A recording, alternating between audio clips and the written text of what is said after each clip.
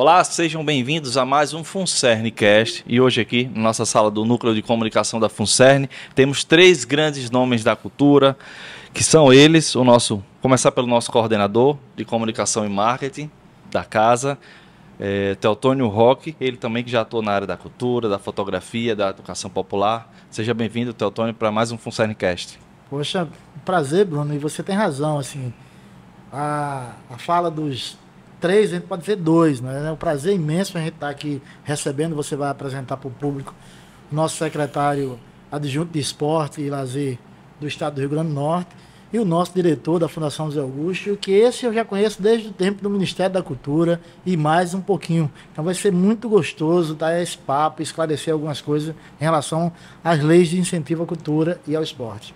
É isso, a gente vai falar sobre leis, sobre incentivo, sobre fomento. Sejam bem-vindos aqui também. O Fábio Henrique Lima de Almeida, diretor da Fundação José Augusto, está conosco aqui. Seja bem-vindo, Fábio. Oi, primeiro dizer, Bruno, agradecer o convite, né, que foi feito pelo meu querido companheiro, amigo e grande fotógrafo, Teotônio Roque, grande empreendedor cultural. Prazer enorme estar aqui na FUNCERN para bater esse papo com vocês, com os ouvintes, com os telespectadores, falar um pouquinho do que nós estamos fazendo no governo da professora Fátima, né, de todo esse momento que nós vivemos com relação às políticas públicas de cultura no Estado e no país, e também a interface da cultura com o esporte, lazer, turismo, né, e principalmente desenvolvimento, né? Cultura está na centralidade desse debate. É isso que é cultura, né? Quando é tecido em conjunto e tudo isso está aqui com a gente. E também presente Canidé de França, subsecretário de Esporte e Lazer da Secretaria de Educação do Rio Grande do Norte. Seja bem-vindo, Canidé, é bom tê-lo aqui com a gente. Bruno, muita gratidão e muita satisfação. Participar desse ambiente é ter uma grande oportunidade da fala, do diálogo e das boas notícias. E ao lado do nosso Fábio, que é um dos homens mais talentosos e que tem uma longa trajetória na área da cultura, nos inspira e é, de forma permanente e constante, uma grande referência para entendermos os movimentos e a riqueza das artes e da cultura no estado do Rio Grande do Norte e no Brasil. E Teotônio é essa personalidade do mundo da fotografia, do mundo do jornalismo, com o qual mantém uma longa relação de contatos e de diálogos. De modo que eu me sinto muito bem aqui nesta mesa, porque ela representa exatamente a boa comunicação. FUNCERN-Cast é uma oportunidade de dialogar sobre notícias boas, informações qualificadas e tratar de uma tríade que para nós é muito importante: a educação, a cultura e o esporte. E nós estamos vivendo esse momento importante, né? Então, me sinto muito feliz e honrado de estar aqui com vocês. E aqui a gente tem café, água, podemos ficar bastante tranquilos, né, Teotônio? Perfeito. Então, eu queria que a gente contextualizar com os convidados também. O IFRN está sempre presente, não só na educação, né? Então eu acho que o nosso encontro de hoje vai um pouquinho para um serviço, né? Uma utilidade pública para você que é produtor cultural, para todo mundo que trabalha nessa área, que já recebeu fomento ou que vai receber nesses editais ou formas de incentivo. Vamos conversar pela Fundação? Pelo Estado, né? Pelo Estado. Inclusive, Bruno, deixar claro que, enquanto IFRN e FUNCERN, nós tivemos uma participação especial, né, no maior evento de cultura feito nesse país, que foi a TEIA, foi o Encontro dos Pontos de Cultura Nacional, que fizemos aqui, além da Caravana Cidadania. E aí, nesse sentido, a FUNCERN e o IF estão muito próximos dessas possibilidades que vão vir. Aí, Fábio, eu já começo a brincar nessa conversa com você. O que é que a gente pode ter pela frente aí com Lei Aldir Blanc, com Lei Paulo Gustavo, né, com a própria lei estadual, que a governadora destinou uma verba muito especial para a lei Câmara Cascudo, e é muito nisso, se apresentar-se enquanto fundação e quais são as possibilidades que a gente vai ter. Bom, Teotônio fez uma série de perguntas, né? Eu vou tentar organizar aqui meu raciocínio para ir respondendo gradativamente. No caso do Estado, nós temos alguns mecanismos, né, como a Lei Câmara Cascudo, que é uma lei que já foi criada ainda quando Fátima era deputada estadual. Você participou dessa, eu era assessor dela, e você participou, né, dessa mobilização. O Canindé também participou dos eventos que nós fizemos lá em Caicó. Foi uma lei que surgiu espelhada em outras experiências que já tinham tido, inclusive aqui em Natal, na famosa Lei Mineiro, né, que era a lei do Profinc, que foi uma das primeiras leis de incentivo fiscais do país, né, que serviu de modelo para muitas outras. Então, ela foi fruto de uma grande mobilização, ela foi feita por várias mãos, né, todo mundo deu sua contribuição, e ela vem cumprindo aí ao longo desses 26 anos um papel importante, porque a Lei Câmara Cascudo, através do mecenato, ela consegue viabilizar determinados projetos que, sem este mecanismo do incentivo fiscal, a gente não teria esses projetos sendo realizados. É bem verdade que, quando nós chegamos agora, né, na Fundação, eu fui gestor na Fundação do Governo Vilma, ao lado do companheiro Crispiniano também, e agora voltei para a convite da governadora Fátima. A gente conseguiu avançar em algumas questões. A primeira delas, nós fizemos um trabalho junto à Secretaria de Tributação, porque quando a gente chegou, a gente detectou que só 8, 10 empresas financiavam, né, projetos. E nós tínhamos um percentual bem maior de empresas com potencial de financiar.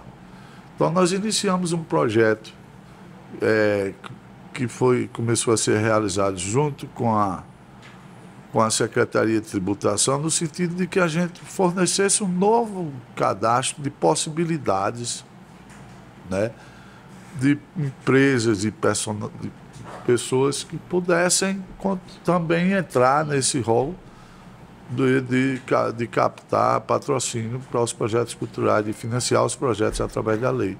Isso deu um pulo, né? O ano passado nós tivemos 31 novos financiadores, novas empresas financiadoras. Isso é muito importante. Então, assim, eu acho que a lei cumpre um papel, é importante ainda, né? Mas a gente está trabalhando também com a perspectiva de abrir linhas de financiamento para projetos que não têm apelo comercial, apelo de marketing. Perfeito. Porque os projetos que são financiados pela Lei Câmara Cascudo, em sua grande maioria, são projetos que dão retorno ao patrocinador. Não é caridade. Uma contrapartida, né? Que ele não é caridade, né? Querendo fazer. Não é caridade. O patrocinador, ele vai pegar o projeto lá dos postais de Teotônio, né, e vai dizer onde é que eu boto minha marca aqui, qual é o ganho, onde é que esse produto vai chegar, como é que ele vai ser distribuído, né? Então, qual é a importância de vincular a marca da minha empresa com esse tipo de produto. Porque, via de regra, as pessoas, e ainda acontece, isso é bem verdade, nós já evoluímos muito, mas isso é um processo que a gente vem há muito tempo aqui travando. As pessoas fazem igual a currículo, né? Você faz um currículo quando você está atrás de emprego e sai distribuindo o currículo por todo canto. Então era muito comum, as pessoas aprovavam projetos culturais, faziam um projeto só, apresentando seu projeto e saía distribuindo para os prováveis patrocinadores. Como se os patrocinadores fossem iguais, tivessem os mesmos interesses, né? Eu já vi coisas que eu ia até trazer, mas chega aquele companheiro que fez um livro só sobre defuntos. É o fotógrafo, né? Fotógrafo que... A gente falou sobre ele. Deu um branco agora. Mas, enfim, eu cito ele nas minhas falas. Eu sou formado em marketing, tenho especialização em marketing cultural. E eu cito ele. Ele fez Itaécio. Foi Itaécio. Então não era Itaécio jornalista. Ele fez. Itaécio fez uma cobertura dos defuntos lá do Memorial Vila. Do Vila. Centro lá do Centro de Velório Vila. E, pasmem, ele enquadrou isso na Lei Municipal de Cultura e conseguiu captar recursos. Né? O próprio cemitério bancou a obra porque ele tinha interesse de, digamos assim, de aliviar a dor. E a fotografia, na forma como ele fez, brilhante, conseguia aliviar aquela cena da dor, da despedida, deu uma leveza. Então, assim, quando eu cito isso como um exemplo, né? Mas é preciso que o captador ele faça um estudo mínimo de quem ele vai visitar, né? Quais são as preferências daquela pessoa, o que aquela empresa já financiou, para você não transformar seu projeto, mas tem você... fomentado todos os anos. mas você, na argumentação da apresentação do seu projeto, você contemplar né, um pouco também os interesses da empresa que será patrocinadora. Então, essa é a forma do mecenato. E nós estamos avançando agora, depois de muito tempo de criado, nós temos um Fundo Estadual de Cultura. O que é isso? O governo do Estado vai designar um recurso, vai ser criado um conselho gestor deste recurso, entre governo e sociedade civil, e esse recurso vai financiar projetos, ações culturais, de forma direta. Então, nós não vamos precisar do patrocinador, nem da Lei Câmara Cascudo. Do Fundo Estadual de Cultura, nós vamos esse ano começar com 6 milhões. É um montante ainda pequeno, mas é muito importante para a gente dar o ponto. Fábio, e para a Lei Câmara Cascudo, esse ano tem quantos milhões? Esse ano nós tivemos a renúncia fiscal de 10 milhões, né, que é o suficiente, porque a gente, o ano passado, teve uma captação em torno de 11 milhões. Mas é porque dentro dessa captação estava o projeto da rampa, com 4 milhões. Estavam outros projetos que agora não estarão mais. Então, o valor do montante de 10 milhões é um montante que contempla perfeitamente as necessidades nossas no tocante à captação. Mas, além disso, nós estamos criando outros mecanismos, outras possibilidades. Uma delas, que a governadora nos cobra, é fazer projetos transversais, porque isso potencializa a ação. Nós estamos agora para lançar uma série de ações com esporte e lazer. Nós estamos avançando na questão do turismo. No Rio Grande do Norte, a gente não consegue vender a nossa cultura lá fora. A gente só vende praia, né? Uma riqueza cultural que a gente tem, né? Porque nós somos porque eu digo sempre em minhas falas que talvez muita gente diz que nos falta uma identidade cultural, como Pernambuco tem o frevo, Paraíba tem o forró, isso falta às vezes ao Rio Grande do Norte.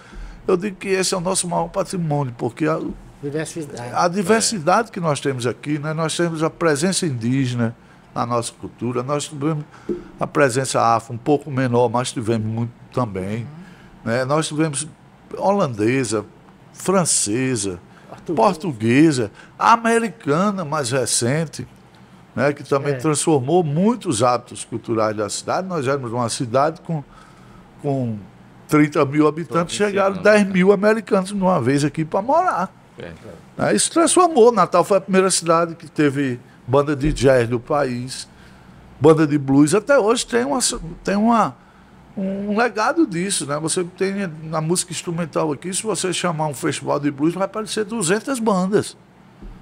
Isso é um legado que foi deixado de rock, né? Que foi deixado por esse período também. Então, essa força precisa ser mostrada, a riqueza da nossa culinária, né? Nós temos a culinária do litoral, a culinária do sertão, né? Que cada um produtos que foram tombados com patrimônio, né?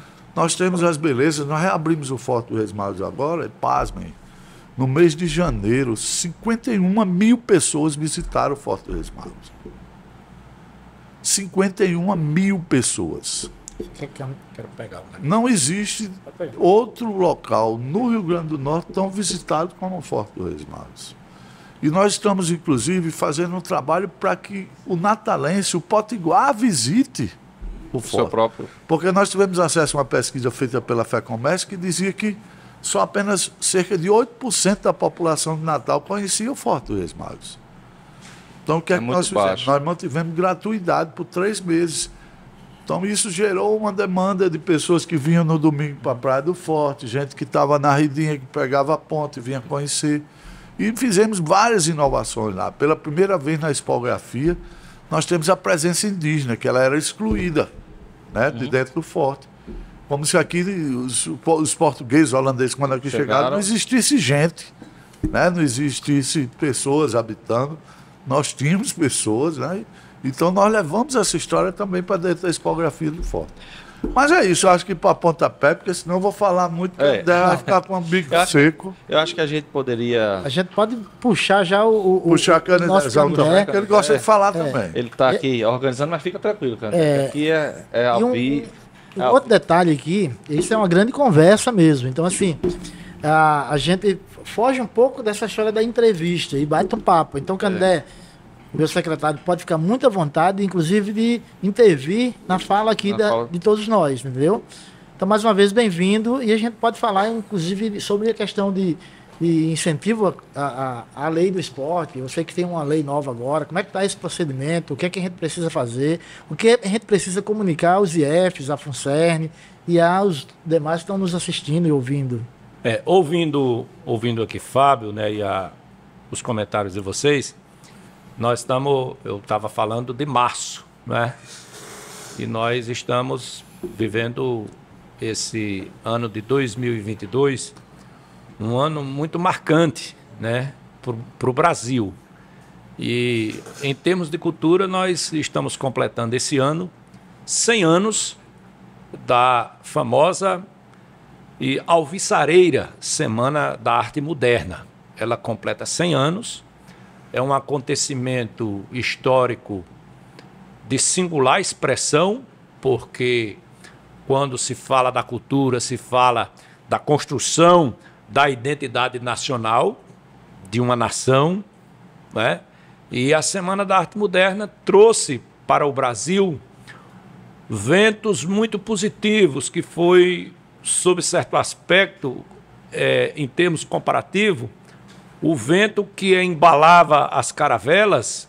Esse vento da Semana da Arte Moderna nos afastou das relações de submissão cultural do velho mundo da Europa e de toda aquela concepção elitizada do mundo colonial.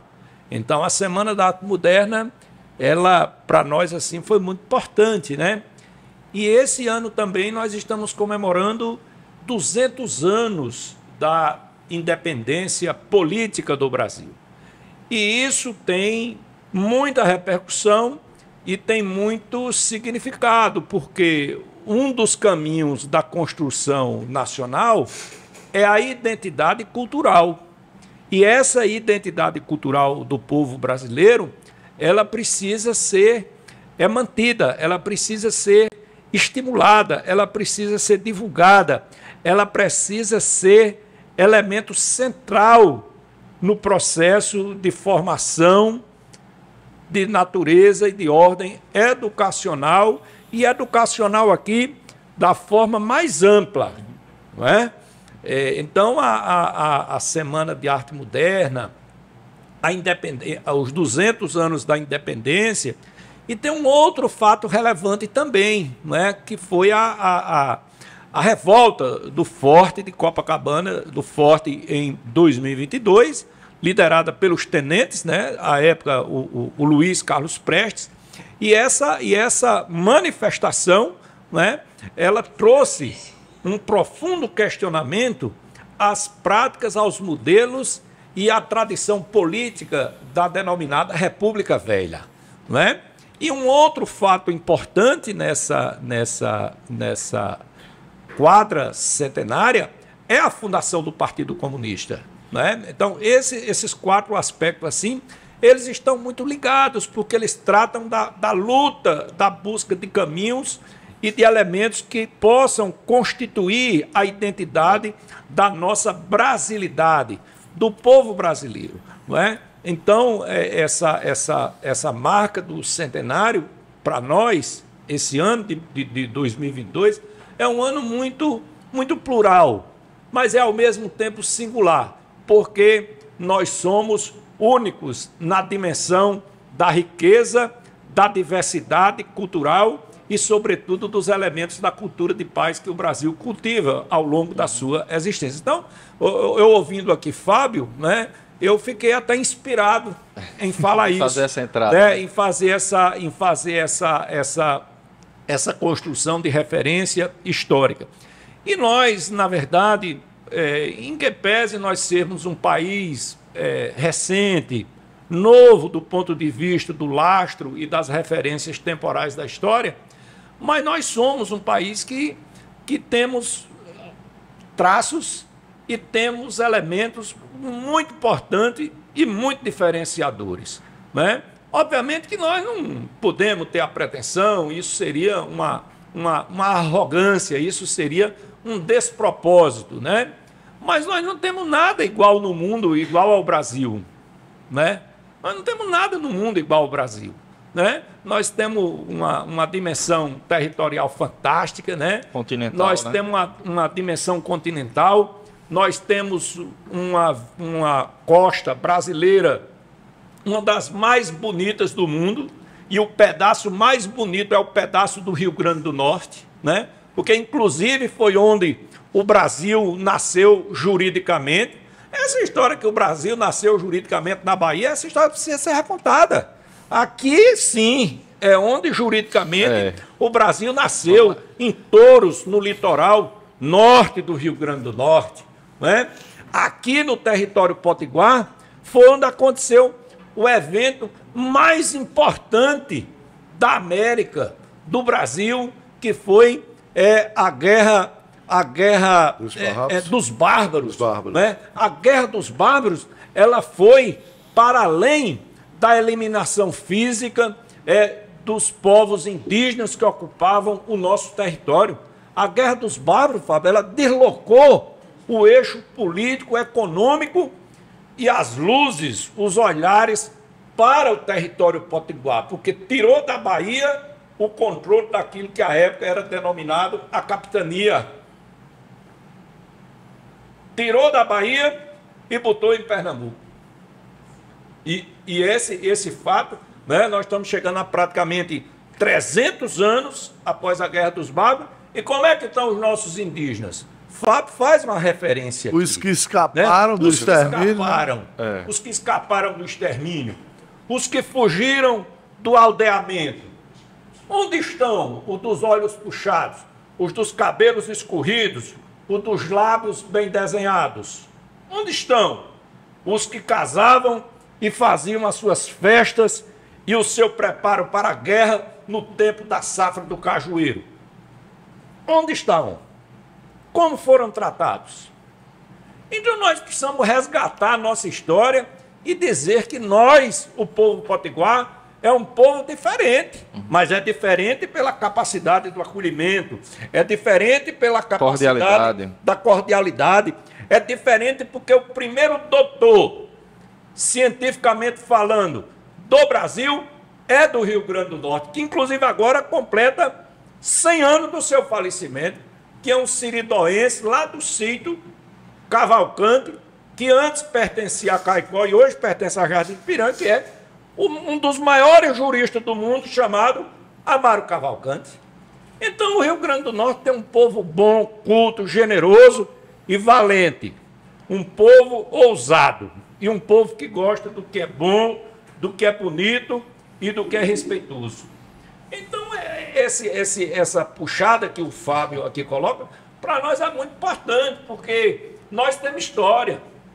Nós temos aqui inúmeras demonstrações de capacidade e de qualidade, muitas vezes tolhidas por falta exatamente de oportunidade e de condições. Então, Teotônio, eu me sinto assim muito animado aqui nessa mesa de gente muito bonita, né? É uma mesa bonita, aqui não tem 1 metro quadrado de gente. O padrão tá alto, o padrão tá alto. E o detalhe é que Candé gosta de falar mais do que eu, né? Porque ele falou 15 minutos e ainda não falou de esporte e lazer. É porque o esporte e o lazer, é por isso eu fiz essa introdução para dizer brincadeira, porque o esporte e o lazer, o esporte e o lazer, essa construção, né, de cuidar do corpo, de cuidar do intelecto, da alma, isso está muito associado à forma como nós fomos organizados, né? O sujeito que Paulo Freire fala naquela obra dele, né, aquela obra clássica, né, a pedagogia do oprimido, ali a pedagogia do oprimido é o homem, é a mulher oprimida, que não tem tempo de se embelezar, que não tem tempo de cuidar do seu corpo, que não tem tempo de promover os cuidados ao seu embelezamento. Essa é a expressão maior do sujeito oprimido, que acorda cansado e que vai deitar-se mais cansado porque o corpo está trêmulo, movido pelo excesso da carga e da jornada de trabalho excessiva. Então, nós precisamos trabalhar na perspectiva de que o esporte e a cultura são condições emancipadoras, são condições, Bruno, essenciais. É interessante essa sua fala, porque assim, a gente vive uma sociedade onde o lúdico, o ludens, para chegar no jogo, né? Ele foi amordaçado, né? E toda essa questão histórica, você falou dos africanos. Eu, na condição, eu sou um jovem. Foi negado, né? É negado enquanto ser humano essa parte do lúdico, do esporte, do lazer. Exatamente, eu sou um jovem de apenas 56 anos. Por que eu me mantenho bonito, elegante, com todo o vigor físico e intelectual? Porque eu tenho condições e o convencimento de que a prática da atividade física orientada, ela é fundamental. Então, nós queremos discutir a tríade da educação, da cultura e o esporte-lazer de forma conjugada, de forma conjunta. Discutir a cultura fora do âmbito da educação não é muito recomendável. Discutir o esporte e o lazer fora da cultura não é recomendável. Então, essa tríade, ela é uma grande corda, uma corda de mover, uma corda de fazer alavancar. Então, a cultura, o esporte, o lazer, eles são fundamentais. Agora, para isso, precisa ter recurso e eu vou já entrar daqui a pouco na hora do recurso. Vamos entrar. E aí, Candé, você traz aqui, e a gente oportuniza isso para todos que estão assistindo e vão nos ouvir, né? Estão me vendo aqui agora? Estão também. Inclusive, Candé, tem uma câmera aqui, ó, direto para você. Essa câmera aqui, direto para... e essa câmera aqui direto para Fábio. Essa aqui que eu estava nem percebendo ela, estava botando muito as mãos na frente, já vou parar. E tem a câmera de Bruno. Mas, de qualquer forma, a tua fala traz a gente para esse local. O porquê a FUNSERN está fazendo isso e por que o IF está fazendo isso. E você contextualiza muito bem. Não há para a gente pensar em lazer e esporte sem educação. Não há onde a gente pensar em cultura sem educação. E quando a gente pensa em educação, a gente traz tudo para dentro do IFRN, para dentro da FUNSERN, que é a Fundação de Apoio a isso. E aí, nesse sentido, eu queria reconduzir vocês. Eu sei que o tempo de vocês é muito pequeno, a gente tem que trabalhar um pouco, mas trazer, assim, o que nós temos de perspectivas. Estamos saindo de uma pandemia, eu posso, felizmente, dizer que a gente está saindo, e não saímos ainda, né? A gente está saindo da pandemia, mas o que a gente pode visualizar ou planejar para um futuro mais próximo, em relação à grana mesmo, né? A conversa está muito boa, mas aí recurso. Então, assim, o que é que nós temos na Secretaria de Estado de Cultura ou na Fundação, que faz esse papel muito bem, na Subsecretaria de Esporte e Lazer, que está dentro da Secretaria de Educação, o que é que nós temos, o que é que o governo nos apresenta para que a gente possa captar e fazer fluir cultura, lazer e educação no Estado. Eu fiquei em silêncio agora. Não, vamos lá, não. Vamos tentar passar para o fundo? Eu acho que, né? Eu acho que poderia. Eu acho que a gente podia concentrar as informações. Primeiro, bem verdade, a pandemia foi muito cruel com o segmento cultural, né? Porque nós fomos o primeiro segmento a ter suas atividades interrompidas e fomos o último a ter oficialmente o direito de exercer, né, suas atividades através dos bloqueios da pandemia. Então, assim, nós, de uma forma surpreendente, o Teotônio participou, eu participei, outros companheiros participaram, nós construímos uma lei, né, de cima para baixo, feita pelas mãos nossas, do movimento cultural, com apoio de parlamentares do estilo de Jandira Fegali, de Benedita da Silva, né, a Natália Bonavides aqui do Estado, teve uma participação importante.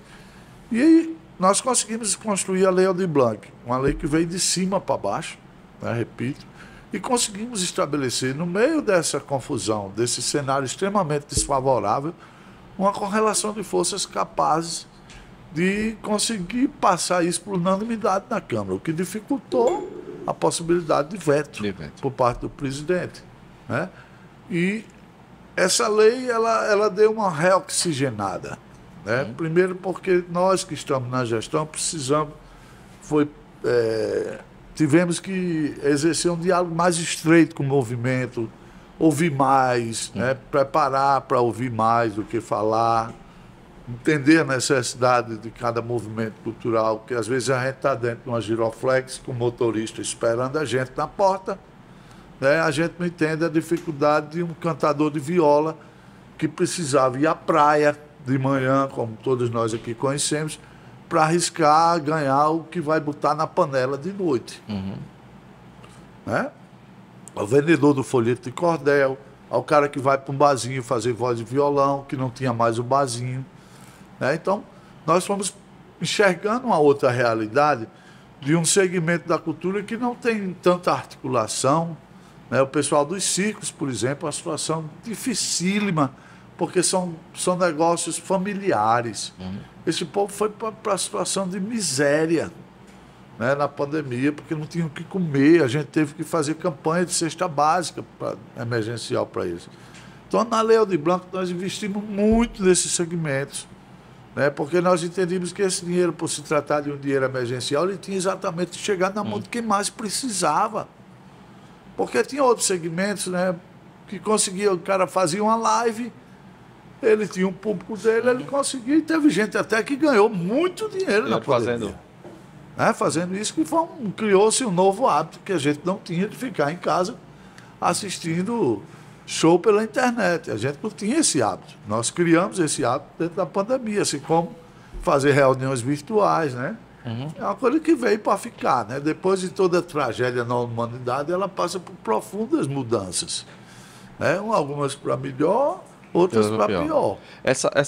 Essa primeira lei Aldir Blanc, digamos assim, para depois a gente falar a segunda, foi uma lei, então, emergencial. Foi emergencial. Emergencial, né? Então, nós operamos aqui no Estado 31 milhões de reais, nós financiamos mais de 3.000 projetos culturais, projetos individuais, projetos coletivos, projetos de ONGs, projetos de instituições não formais, porque o leque, né, que nós trabalhamos a Lei Aldir Blanc desde a sua formatação e nós aqui na implementação, é uma janela, no sentido de entender o que é cultura, uma janela ampla.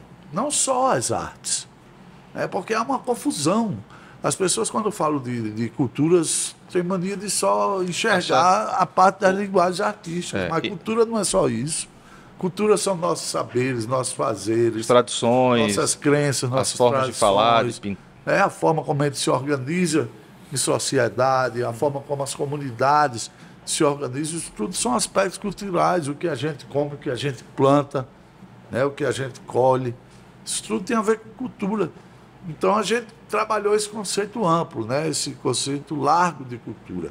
É lógico que as artes teve boa parte, a maior parte dos recursos, mas também nós chegamos aonde nunca se tinha chegado, com recursos para socorrer essas pessoas também, por se tratar de uma lei emergencial, para tratar de ajudar essas pessoas também. Porque Fátima sempre nos cobrou, e desde o primeiro momento que ela convocou a todos nós, secretários, subsecretários, ela sempre dizia, olha, gente, eu vou ficar muito feliz se o nosso governo conseguir chegar com as nossas políticas públicas aonde nunca se tinha chegado.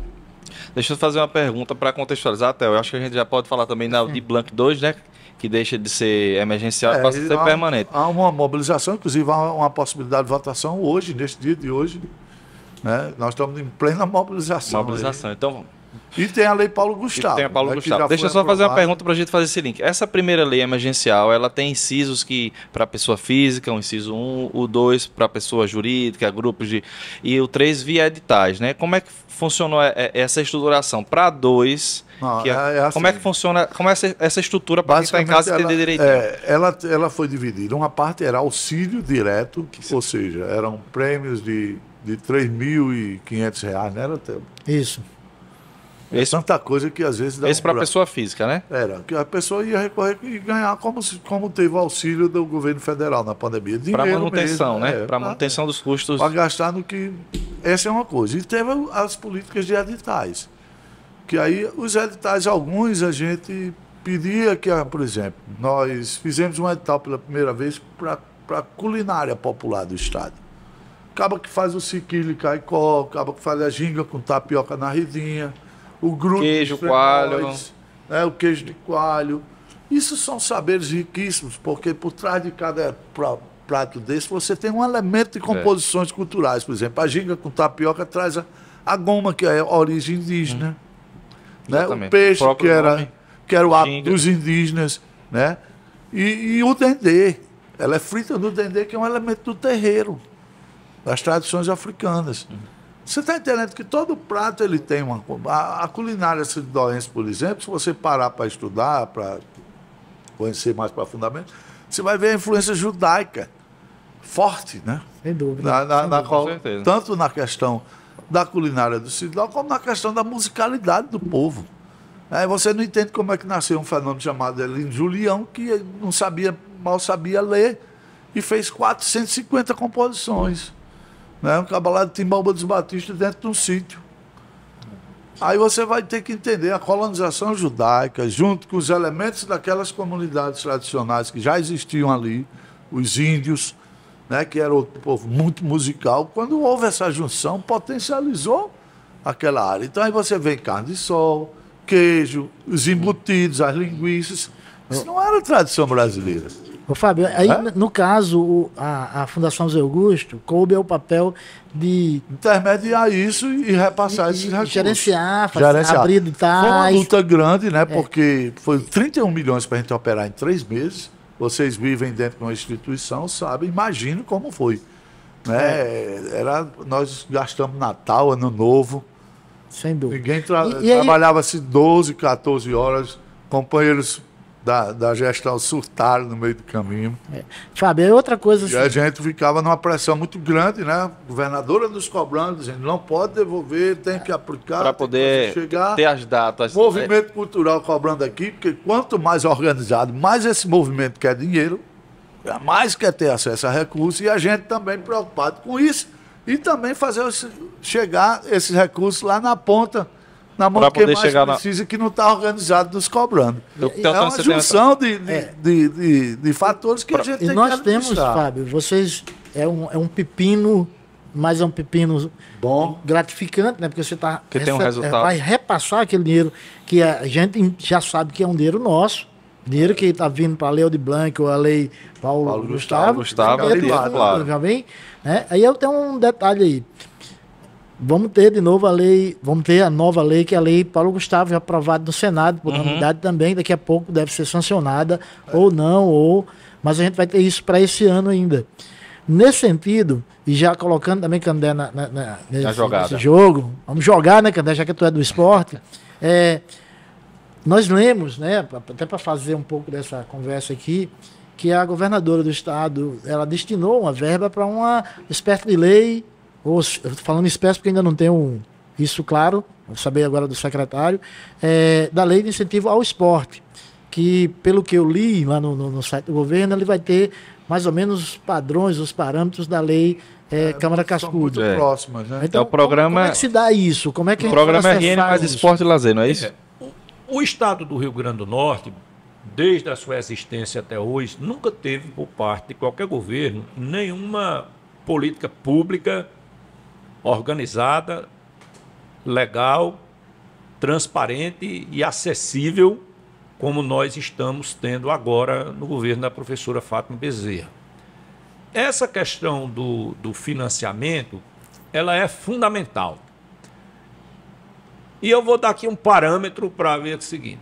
Se você abrir o site do Tribunal Superior Eleitoral e visitar os que foram candidatos a presidente da República em 2018, todos eles, e os que foram candidatas e candidatos ao governo do Estado em 2018, e os 5.700 candidatos e candidatas nas eleições de 2020, todos eles dizem que o esporte tira das drogas, que o esporte é bom para isso, bom para aquilo, bom para não sei o quê, resolve tudo. Mas esse esporte ele tem um desprestígio institucional, né? Até porque, inclusive, o Ministério do Esporte, que foi criado em 2003, esse Ministério do Esporte ele foi extinto. acabou transformado numa secretaria e rebaixado o seu papel. Então, essa questão do financiamento, ela é decisiva. E um dos entendimentos que nós tivemos aqui a partir dessa cultura de fortalecer as políticas de incentivo que a governadora Fátima tem desde a época da Assembleia Legislativa, da Câmara Federal e do Senado, foi no sentido de criar aqui um programa de incentivo e consolidá-lo aqui no Estado. Então, é tanto que no dia 14 de setembro, a governadora publicou um decreto instituindo o programa de incentivo ao esporte e ao lazer, professor Sebastião Cunha. E nesse programa, a governadora, nesse ato legal, a governadora ela anunciou uma renúncia fiscal de 5 milhões. Essa renúncia fiscal de 5 milhões, ela destina-se aos clubes e às entidades, né, que desenvolvam projetos e ações nessa área da política pública do esporte e do lazer.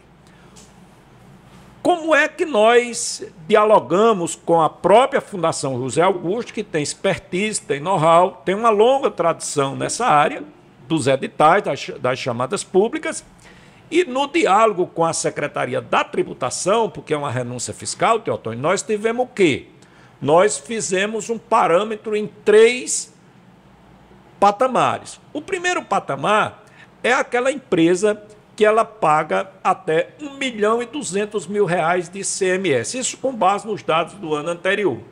Esses que pagam até R$1.200.000, na renúncia fiscal, eles podem financiar até 20% desse valor de R$1.200.000. Seria o que a gente diz, o pequeno, né? O pequeno. A outra faixa da isenção e do financiamento é aquele que paga de R$1.200.000 a R$6 milhões.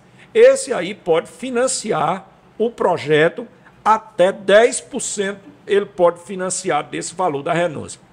E o grande, o maior, acima de 6 milhões, ele pode financiar até 5%. Então, nós temos as faixas de 20%, 10% e 5%. Mas essa é uma ação importante, mas ela é nova. Nós fizemos a publicação da chamada pública, abrimos de 4 de março a 4 de julho, são 120 dias.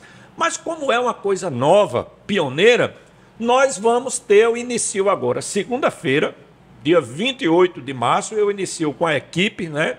O professor João Batista, quem é o secretário executivo do programa, eu inicio com a equipe uma visita a 18 municípios e a todas as regiões do estado do Rio Grande do Norte.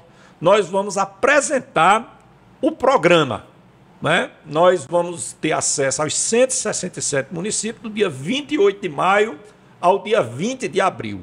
Nós vamos fazer uma oficina de formação para fazer a apresentação do programa e no início de abril, acredito mais ou menos, lá para o dia 10, vamos examinar a conveniência da data, nós vamos fazer uma grande live, não é? Se não fizer a live, não é moderno. Não é moderno. Então, não. nós somos modernos. Nós vamos fazer uma grande live para apresentar também uma live para aqueles que não tiveram condição. Então, nós aguardamos que esse momento é um momento muito sublime, é um momento muito importante, porque pela primeira vez nós vamos ter um financiamento que é transparente.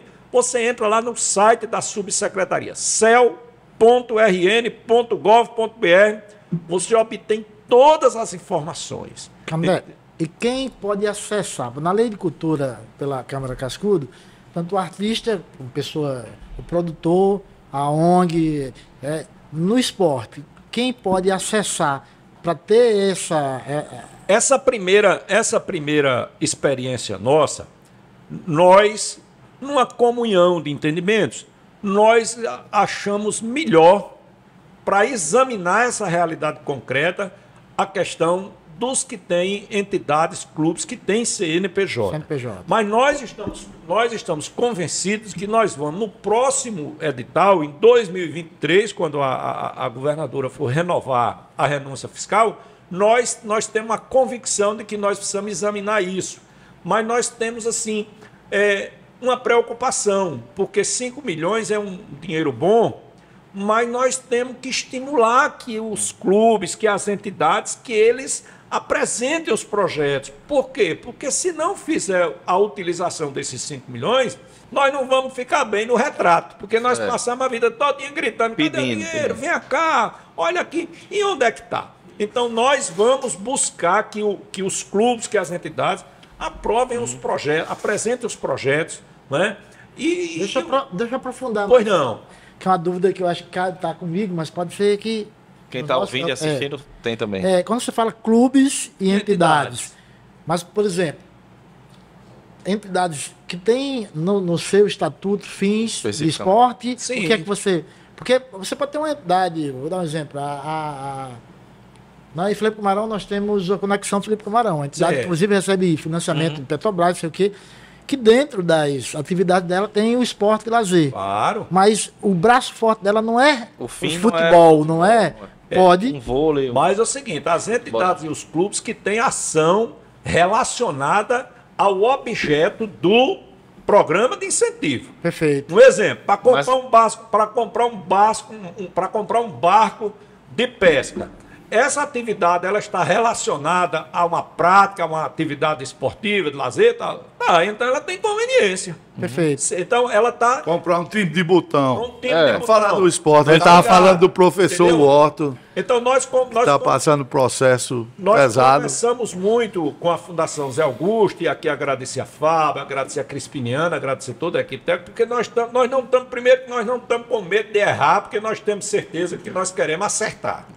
Então nós vamos aperfeiçoando, vamos fazer essa grande reunião. Nós queremos reunir em torno de 1.000 pessoas, secretários e gestores municipais que trabalham com isso, e dizer o seguinte: olha, nós precisamos fazer essa construção conjunta. Tem que ter os editais, tem que ter os projetos para qualificar essa intervenção. Em relação a esses projetos, eles são vinculados a ações ou construção de quadras, ambientes esportivos? Como é que está sendo planejado isso? O projeto cabe esse tipo de pleito e esse tipo de intervenção. O projeto tem as suas regras, tem o seu detalhamento, tem toda uma construção fundamentada nessa valorização, e nós estamos muito assim tranquilos do ponto de vista da repercussão que esse programa de incentivo ele pode gerar. Primeiro porque nós acreditamos que há uma carência, há uma necessidade, né? Mas nós temos já uma certeza de que nós, no futuro, vamos ter que agregar outras expectativas, como o que tem apenas o CPF, né? Ou seja, para expandir, para qualificar a captação do recurso. Esse é um elemento central. E eu quero... Isso só uma parte. Isso é uma coisa interessante, que serve para o esporte e lazer e serve também para a cultura. É que nós trabalhamos com a modalidade dos editais, né? Então, assim, qual é o problema? É que a gente acha que todo mundo, o cara que faz o projeto de futebol feminino lá na beira da Praia da Ridinha, que eu conheço, cara, a gente acha que aquele cara tem um nível de acesso e de discernimento que eu tenho, que você tem, que o Teotônio tem. Até para chegar a informação, né? Fazer um edital, construir um edital. Na experiência nossa da Lei Aldir Blanc, como foi que a gente conseguiu quebrar um pouco estas áreas de sombreamentos? A gente fez buscas ativas, nós montamos equipes, inclusive com muita gente do IF, né, alunos do curso de gestão cultural lá do IFRN da Cidade Alta, que tem excelentes que tem ajudado muito a gestão cultural do Estado, não só a gestão cultural, mas a gestão pública do Estado, qualificando, colocando pessoas extremamente preparadas, galera nova. Então nós montamos equipe com esses alunos, né, demos bolsas, e eles iam fazer o que nós chamamos de busca ativa. É um pouco que vai ter que acontecer. Eu vim agora subindo ali falando, eu jogo futebol de mesa, estou chegando a uma competição que foi em Guarabira, Norte-Nordeste, e o Rio Grande do Norte foi o estado que mais títulos conseguiu. Nós temos um nível de excelência muito grande de futebol de mesa aqui. Então eu estava colocando, inclusive, um projeto que tem chamado Futebol de Mesa nas escolas, em Acari, que já deu campeões brasileiros. Agora, os 4 finalistas da categoria Júnior, todos 4 da cidade de Acari. né? E é um projeto praticamente invisível ainda para o Estado, instituição. Nós temos que fazer chegar recursos para que esse trabalho possa ser ampliado para outras escolas, né? Para que esse know-how, essa metodologia que foi desenvolvida lá pelo professor Almir Campos possa chegar na ponta, em outras escolas, gerando outros projetos. É isso que tanto serve para o esporte e lazer, como serve para a cultura. A gente precisa criar os mecanismos que a lei nos obriga a criar, né? Aí tem que ser edital, tem que ter documentação, tem que ter certidão, mas nós temos também, por outro lado, criar uma forma de auxiliar as pessoas que têm dificuldade de acesso à internet, que têm dificuldade de elaborar um projeto, para poder que essas pessoas não fiquem excluídas dessas políticas públicas. E aí a gente tem que criar essa busca ativa. Teotônio, eu sei que Teotônio ajudou muita gente, por exemplo, na Lei Aldir Blanc, ajudando a elaborar o projeto, porque ele tem know-how, é um cara experiente nesse tipo de... Perfeito, Fábio. E tu de toca ação. num assunto interessante que entra na nossa participação quanto IF e quanto FUNCERN. Nós tanto podemos pleitear algumas ações, no caso FUNCERN, né? Como também podemos contribuir, caso tanto FUNCERN quanto IF, nesse sentido, quando tu coloca que alunos a capacitar. E a gente tem esse poder, se olhar atrás do Fábio que está assistindo a gente, vai ver que a gente está em todo o Rio Grande do Norte, né? A gente tem um IF em cada canto aí. Cada região. Pois E é, a nós gente precisa fortalecer essa parceria. exatamente. Verdade. Junto com o esporte, junto com vocês. Agora- Porque essa questão que Fábio coloca aqui é fundamental. Se você olhar, qualquer uma prefeitura do Rio Grande do Norte, da maior a menor, de porte médio, ela tem um setor de projetos dentro dessa prefeitura. E eu tenho perguntado aos colegas gestores municipais, secretários, coordenadores, tem algum projeto aqui no setor de projeto da prefeitura? Não. Você tem projeto de saneamento básico, de esgoto, de coleta de lixo, de catatumba, de cemitério, que aliás eu adorei esse livro dos defuntos, viu? Que eu vou querer ler. Vou querer ler também. Esse é uma beleza. Agora, só mudando aqui de assunto, esse livro é uma beleza, porque eu gosto muito de arquitetura, né? E uma das coisas que eu até já convidei Teotônio para fazer um grande trabalho, para a gente fazer um grande trabalho, ele vai me ensinar fotografia, né? A fotografia da arquitetura dos cemitérios, eu acho uma maravilha, linda, aquelas catatumbas, uma beleza, né? Então, eu quero juntar, Fábio, esse livro aqui como é o nome? Do Itaécio, né? Dos defuntos, né? Porque, na verdade, eu acho que ser defunto é muito lorde, né? Se você chegar à condição de defunto, não é qualquer coisa, né? Então, eu quero essa questão... Eu não tenho pressa, não. Se você tem esse prazer, eu não tenho, não. Essa questão da arquitetura de cemitério. Por quê? Porque tudo isso está dentro de um grande arco, de um grande universo, que é o quê? Que é a luta contra a ignorância, a falta de conhecimento.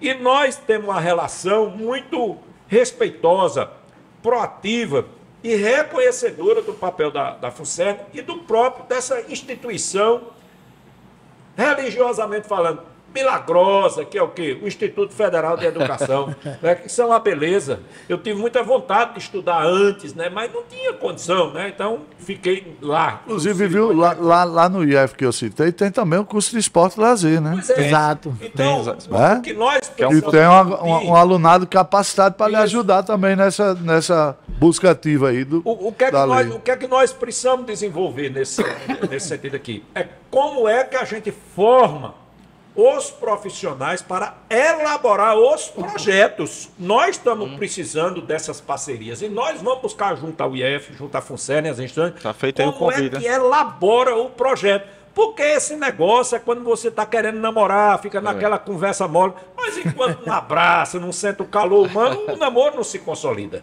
Não é assim? O namoro pela internet, eu acho que isso é um horror, né? Não tem Perto, não dá certo. E o humano é o presencial, é o calor humano, é a sonoridade da voz, é o ouvido que se dilata para o que é bom e que se retrai para aquilo que você não aceita na sua estrutura mental. Então, eu quero dizer o seguinte, Teotônio, nós precisamos... Ele está poético Ele hoje, tá né? hoje, É porque eu me encontrei com o Crispiniano Neto antes de ontem. Aí, Foi, mas você dá uma reciclada no... Revestido dessa...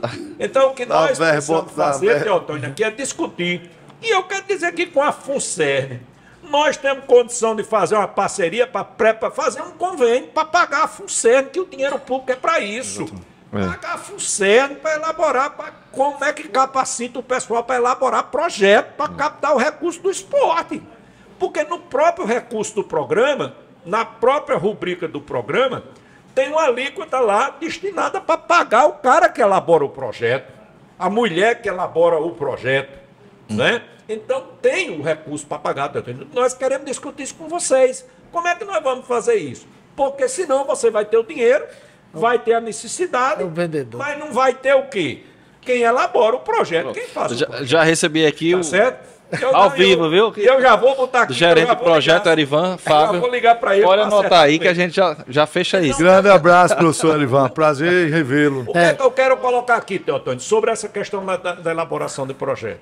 Porque isso aqui a gente tem que ajudar as pessoas a se emanciparem. Como é que as pessoas se emancipam?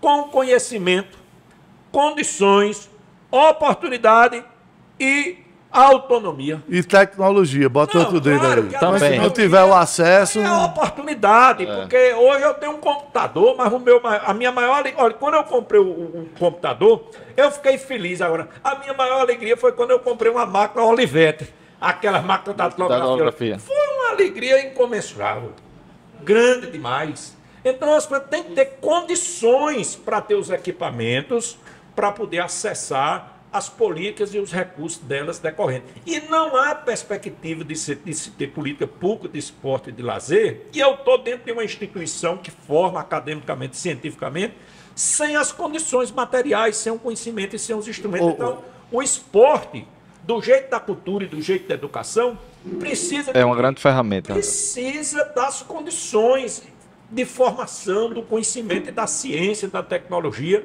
etc. e tal. Então, nós precisamos melhorar isso. E essa ideia que você está dando aqui da busca ativa, Fábio, ela é maravilhosa, porque nós vamos nos aproximar do público.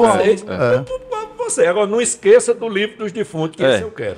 Esse fica pro próximo. Eu queria dar uma pausa só para quem está em casa agora, ouvindo, assistindo a gente, né?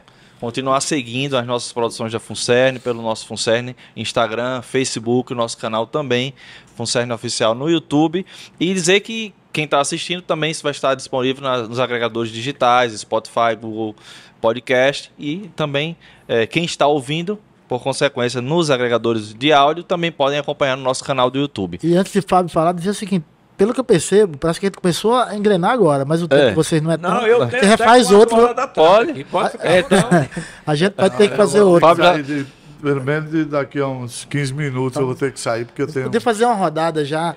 Finalizando. Não, mas deixa eu só falar um pouquinho da Lei Paulo Gustavo. Eu acho que é. Né, que ficou essa lacuna. Inclusive sobre os editais. Nós estamos estudando, né, uma forma, e a Lei Paulo Gustavo, a gente conseguiu na elaboração da lei, colocar isso, de poder ter a oralidade como efeito de projeto. Isso foi uma experiência que nós fizemos lá no Ministério da Cultura. Eu fui no Ministério da Cultura e nós conseguimos que era o seguinte: você estava lá... gente, só para lembrar aqui... no edital da diversidade, né? Lembrar do Sérgio Mamberti, querido, né? Que se foi.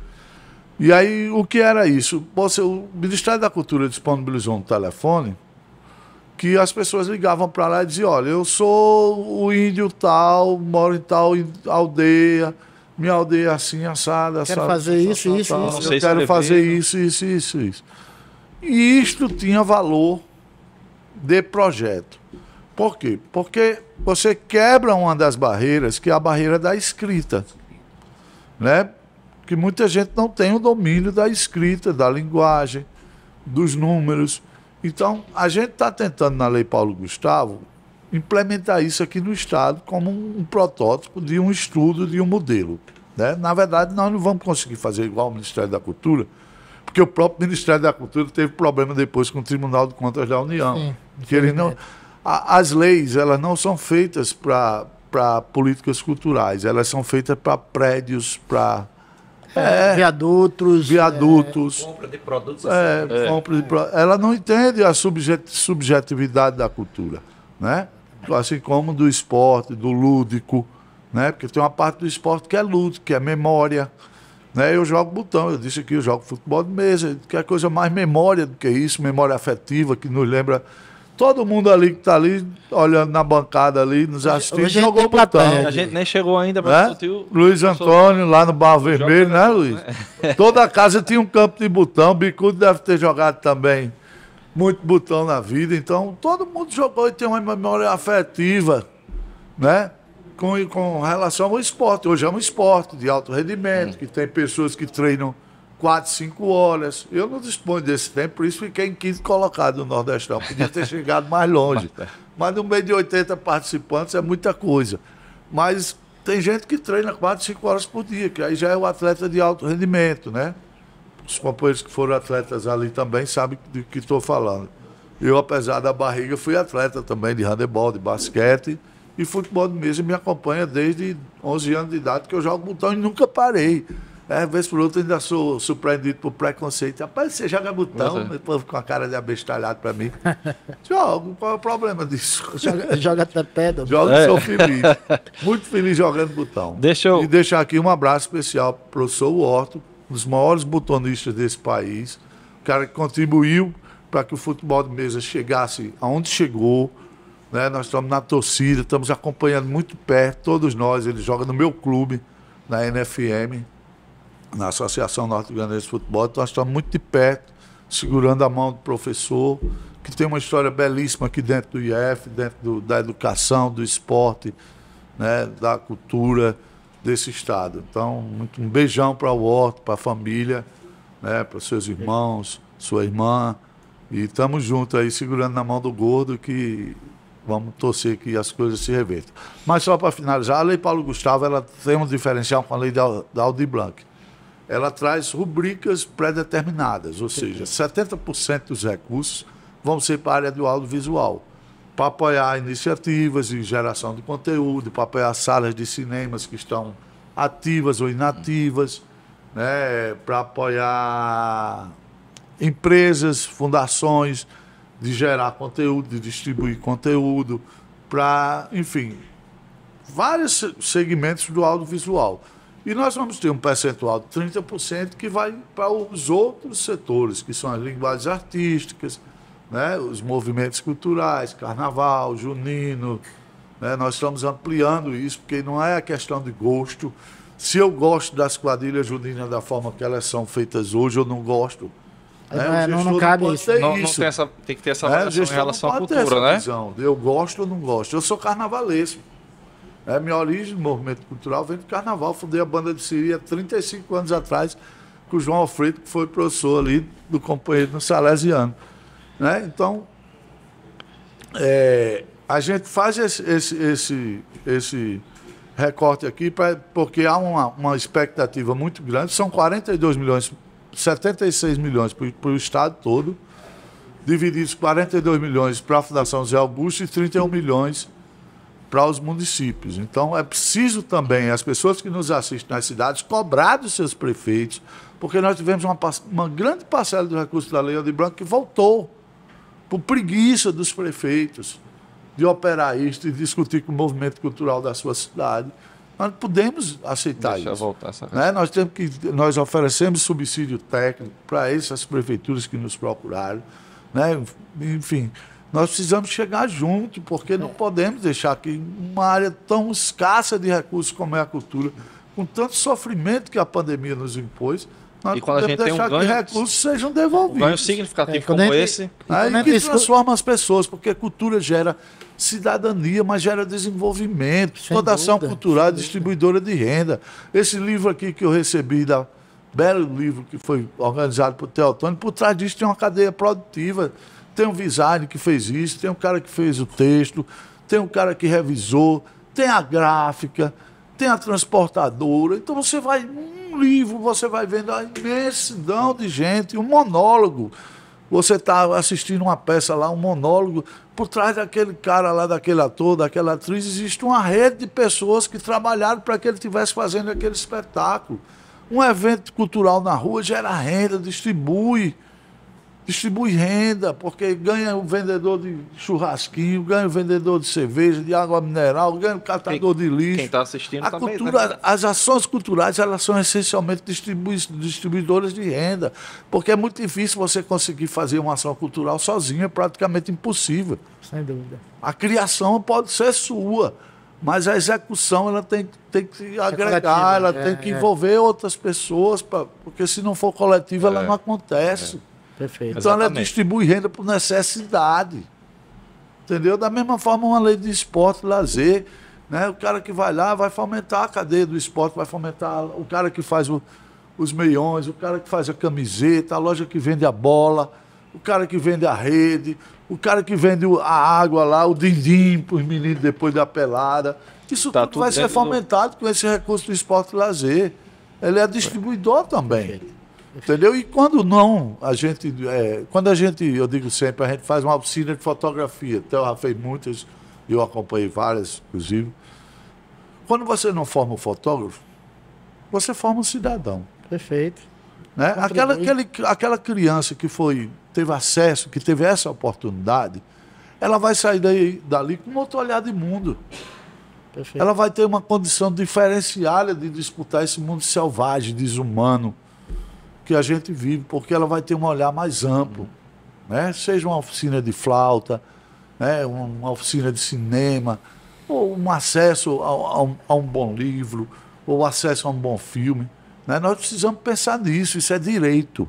Né? Esporte, lazer e cultura são direitos, assim como saúde, educação, habitação, segurança. A gente tem que achar que isso é favor do Que é Estado. favor. A gente fala do ganho econômico, que é fundamental, mas o ganho social é muito maior, não é? Canindé, eu vi que você estava anotando algumas coisinhas aí, vamos... É porque eu quero aqui, como Carlos Drummond de Andrade, de mãos dadas aqui com o Fábio Henrique, Ninguém solta a mão de ninguém. celebrar esse momento aqui, porque o Fábio, ele, como fala de forma muito fluente, ele estava falando aqui na questão das linguagens artísticas culturais.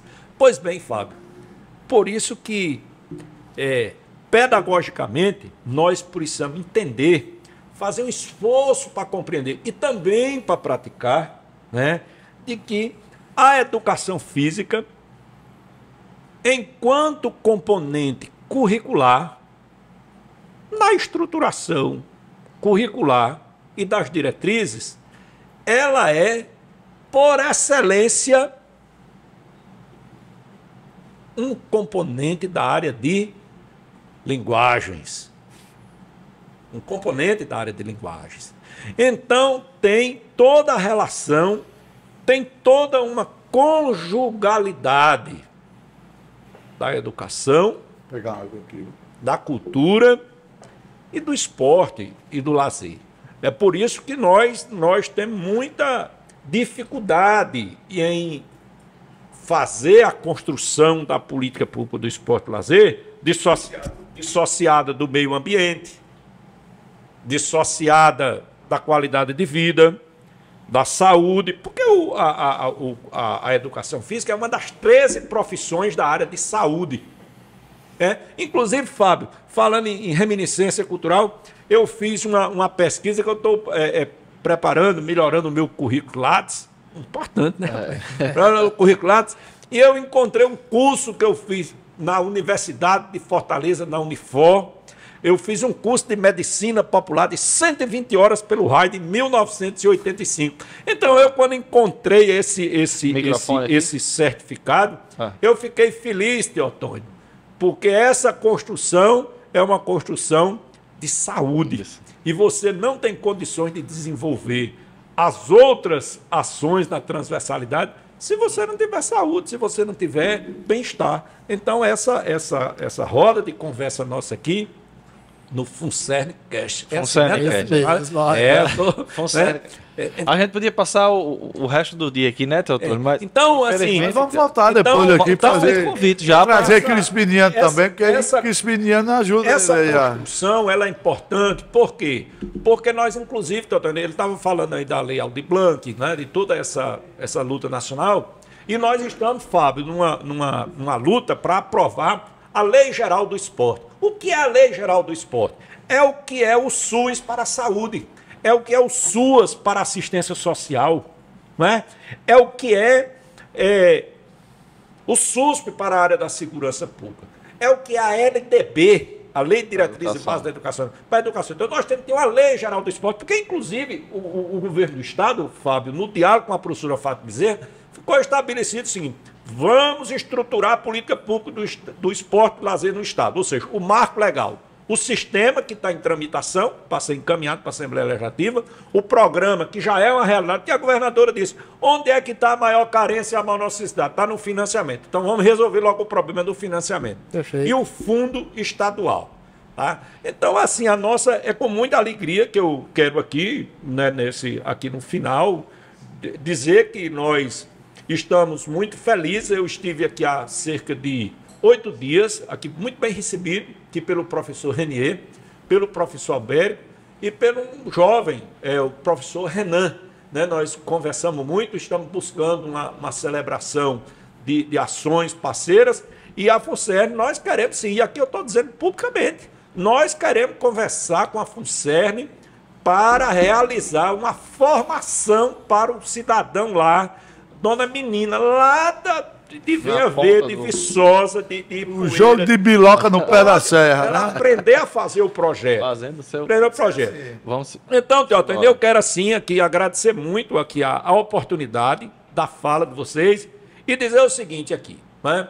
Nós temos aqui no Brasil muitas professoras, muitos professores e muita gente, né, importante. E o Anísio Teixeira, ele dizia o seguinte, né, a construção desse Brasil, a construção desse país, né, que é um sentimento que ele resgata lá de José Bonifácio, né, é preciso ter 3 coisas fundamentais: a educação, a democracia e o desenvolvimento, né? Então, isso assim é fundamental. Isso foi desenvolvido amplamente por Paulo Freire, na sua Constituição Educacional de Pedagogia, mas eu quero terminar aqui, Teotônio, fazendo uma referência a uma professora de pedagogia. Nós sempre temos que ter a esperança, né? Na Segunda Guerra Mundial, quando os nazistas construíram vários campos de concentração destinados às mulheres, né?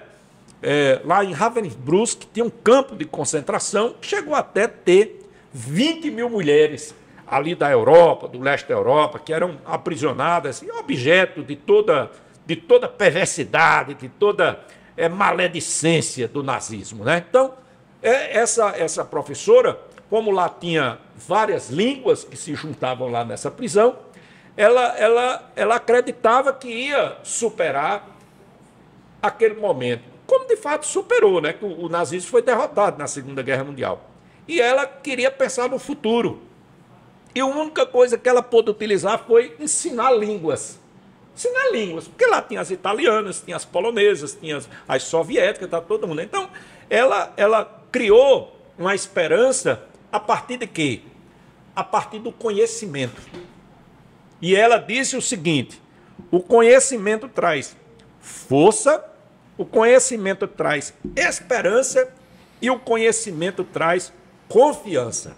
Então, eu tenho muita força, muita esperança e muita confiança de que nós possamos seguir na construção dessas políticas públicas que emancipam, que traz autonomia. Ninguém deve ser dono de ninguém, nem dono de corpo e nem dono de alma. Né? De autonomia, de emancipação pelo conhecimento. Então, eu sou muito feliz de estar aqui com vocês, agradecer a atenção de vocês. A gente que agradece, né? Candé. Pode conduzir já para E tem outros temas para a gente conversar. Vamos fazer esse convite, né? Tem outros temas para a gente Fábio conversar. Também. Tem que vir numa pauta por exemplo, institucional. Vamos fazer nós vamos realizar pela primeira vez os Jogos Indígenas do Estado do Rio Grande do Norte. Perfeito. Está pronto para a governadora lá anunciar agora. Nós vamos realizar os Jogos Quilombolas do Estado do Rio Grande do Norte. Nós vamos realizar uma construção que depois nós vamos anunciar parceiramente nessa questão de jogos esportivos eletrônicos. Então, nós temos muita pauta para construir. Vamos fazer tudo isso junto. Agradeço muito, Teotônio. Eu já adiantei um pouco esse projeto dos jogos eletrônicos aqui pro mas pessoal. não era para você dizer não, porque eles têm que dizer que eles são bem autores dessa ideia. Não, mas é porque também a linha de Jomado, né, do projeto já em andamento. Vai a gente entrar. puxou, levamos jogos eletrônicos. No sábado de carnaval tinham 100 pessoas dentro do Museu Café Filho, no centro da cidade, passaram 12 horas jogando. Pois é. Então, olha, a É gente... interessante, é coisas que existem. Né, E a gente quer fazer essas coisas, trazer tecnologia, jogos para dentro dos museus, para quebrar a caretice dos museus. O museu não pode ser só aquela coisa. O menino, qual o estímulo que o menino vai ter para visitar a cama que dormiu? Falar da linguagem de hoje, as né? As botas de cama cascudo, o cachimbo de não sei quem. Isso é interessante, mas precisa algo mais. O mundo mudou. As crianças têm um mundo na sua mão, com celular. Então, uma coisa não pode ser estática. Tem que ser interativa. Fábio, tem que dar brecha infelizmente, para participar. a gente vai precisar terminar, mas Tudo bem. eu agradeço a Teotônio pelas palavras aqui, pela ajuda na condução também desse encontro. A Fábio Henrique de Lima de Almeida, diretor da Fundação vocês, José Augusto. rever muita gente Foi um querida prazer. ali, Luiz Antônio, companheiro de infância, né? Vamos Eu ainda contar posso isso. fazer um pedido? Para não dizer a idade, Só um né? pedido. Eu vou dar faça. 10 segundos para ele. Eu queria que você me arrumasse um livro sobre os defuntos para eu ler nesse final de semana. Ele foi feito há 30 anos, eu acho. Eu vou tentar encontrar esse livro Eu para vou você. tentar encontrar A gente vai um ficar livro. Isso a gente... Estou maravilhado com isso. Então a gente E encerra. vamos encerrar já, né? Quando a gente tiver com a parceria com a Fundação sim. assinada, a gente já Vamos convida para sim. voltar aqui para o É nosso prazer podcast. vocês. Eu sei que por trás Com de vocês certeza. tem uma rede de profissionais Inclusive agradecer a qualificados. Sablé. Agradecer a todo mundo aí. Né? Parabéns. Viva a FUNCERN, viva o IFRN. A nossa equipe que está Vamos aqui. cada dia mais ampliar essa coisa aqui. E é você Abrir isso aqui para o povo, que isso aqui é um nicho muito maravilhoso de produção cultural, científica, esportiva. Vamos embora. Viva o IF. Vai lá, E você que está em casa, muito obrigado pela sua presença aqui no YouTube ou que está nos ouvindo também pelos agregadores de áudio. A gente se encontra no próximo podcast aqui, o FUNCERNcast. Até lá.